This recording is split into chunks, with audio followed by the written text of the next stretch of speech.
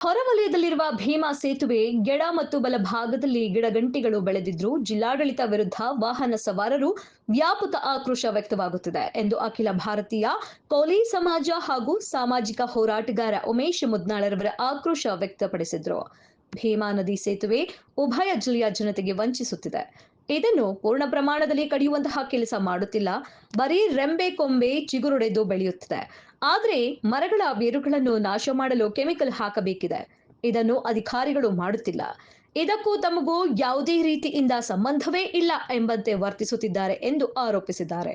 ಇನ್ನು ಲೋಕೋಪಯೋಗಿ ಇಲಾಖೆ ಅಧಿಕಾರಿಗಳು ಕೇವಲ ಕಾಟಾಚಾರಕ್ಕೆ ಗಿಡಗಂಟಿಗಳ ಕೊಂಬೆಗಳನ್ನು ಕತ್ತರಿಸಿದ್ದು ದುರಾದೃಷ್ಟಕರ ಸಂಗತಿ. ಕೇವಲ ಪರ್ಸೆಂಟೇಜ್ ಆಸೆಗಾಗಿ ಕೆಲಸ ಮಾಡುವ ಅಧಿಕಾರಿಗಳಿಂದಾಗಿ ಈ ಸುಭದ್ರವಾಗಿರುವ ಸೇತುವೆ ಹಾಳಾಗುತ್ತಿದೆ ಎಂದು ಉಮೇಶ ಮುದ್ನಾಳ್ ಗಂಭೀರ ಆರೋಪವಾಗಿದೆ.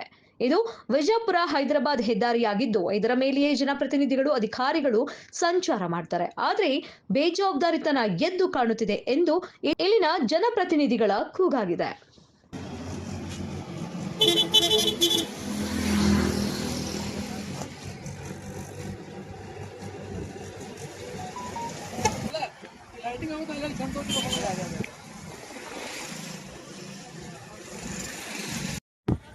ಭೀಮಾ ನದಿ ಕೆಳ ಸೇತುವೆದಲ್ಲಿ ಈಗ ಶಿಥಿಲಗೊಂಡಿರ್ತಕ್ಕಂಥ ನೋಡ್ಬೇಕು ನೋಡ್ರಿ. ಯಾವ ಟೈಮ್ನಾಗ ಆದ್ರೂ ಕುಸಿಬಹುದು. ಇದು ಮುನ್ನೆಚ್ಚರಿಕೆ ವಹಿಸಬೇಕು. ಗಿಡಗಂಟಿಗಳು ಬೆಳೆದು ಶಿಥಿಲಗೊಂಡಿದ್ದಲ್ಲಂತೆ ಕೆಳಭಾಗದಲ್ಲಿ ನೋಡ್ರಿ. ಇಲ್ಲಿ ನೋಡ್ರಿ, ಇದು ರಾಜ್ಯ ಹೆದ್ದಾರಿ ಭೀಮಾ ನದಿಯ ಬ್ರಿಡ್ಜ್ನ ಕೆಳಭಾಗದಲ್ಲಿ ನೋಡ್ಬೋದು ದೃಶ್ಯ.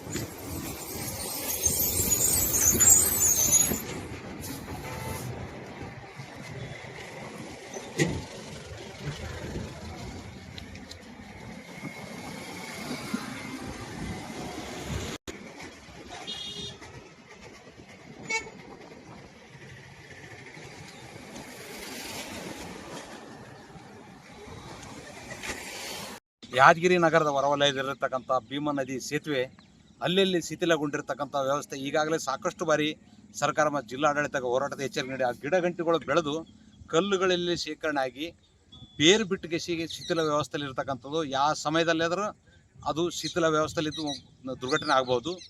ಅದರಲ್ಲಿ ಏನದ ಬಿಜಾಪುರ ಹೈದರಾಬಾದ್ ಹೆದ್ದಾರಿ ಇರೋಂಥ ಈ ರಸ್ತೆ ಮೇಲೆ ಸಾವಿರಾರು ವಾಹನಗಳು, ಭಾರ ಇರತಕ್ಕಂಥ ವಾಹನಗಳು ಸಂಚಾರ ಮಾಡ್ತಾವೆ. ಹಂಗಾಗಿ ಯಾವ ಸಮಯದಾಗ ಅದನ್ನು ಇದೇನೋ ಶಿಥಿಲ ವ್ಯವಸ್ಥೆಯಲ್ಲಿದ್ದು ದುರ್ಘಟನೆ ಆದರೆ ಮುಂದೆ ಎಚ್ಚೆತ್ತುಕೊಳ್ಳೋದಕ್ಕಿಂತ ಈಗಾಗಲೇ ತಕ್ಷಣ ಜಿಲ್ಲಾಧಿಕಾರಿಗಳು ಸ್ಥಳಕ್ಕೆ ಬಂದು ಇವೆಲ್ಲ ತಾತ್ಕಾಲಿಕ ರಿಪೇರಿ ಮಾಡಿಸ್ತಕ್ಕಂಥ ಕೆಲಸಕ್ಕೆ ಮುಂದಾಗಬೇಕು. ಮುಂದೆ ಹೊಸ ಸೇತುವೆಗೆ ಪ್ರಸ್ತಾವನೆ ಕಳಿಸ್ಬೇಕಂತಕ್ಕಂಥದ್ದು ನನ್ನ ಆಗ್ರಹ.